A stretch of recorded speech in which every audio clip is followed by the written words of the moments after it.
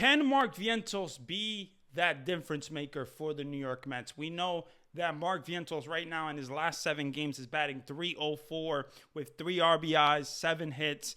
And first of all, I feel that he has had better at-bats. He's been working the count more. He's been hitting the ball the opposite way more. We've seen some more clutch hits from Mark Vientos, and we know how important Mark Vientos is to the New York Mets because I don't feel what he did last year was a fluke. You don't do that. You don't hit in the postseason clutch hits like that if you're not a guy that can do that in the regular season. And you saw it in the regular season when Mark Vientos came up last year.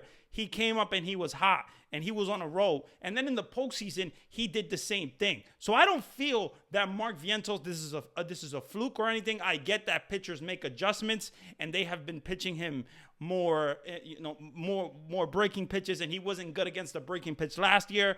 But right now, I feel like he's having better at-bats. He's working the counts better, and he's hitting for more power and hitting the ball with more authority, which is what I've been waiting for with Mark Vientos. I still think that Mark Vientos is a good player. I still think that the Mets should value Mark Vientos. And to me, if you can get back the Mark Vientos from last year, that would be amazing for this lineup because you have a lineup with Brandon Nimmo, Francisco Lindor, you got Soto, you got Alonso, and now if you add a Mark Vientos that is locked in and that is a guy that can hit in the clutch, that is big for the Mets. And to me, I know that there's rumors about the trade deadline and all that, and maybe he could be traded or whatever.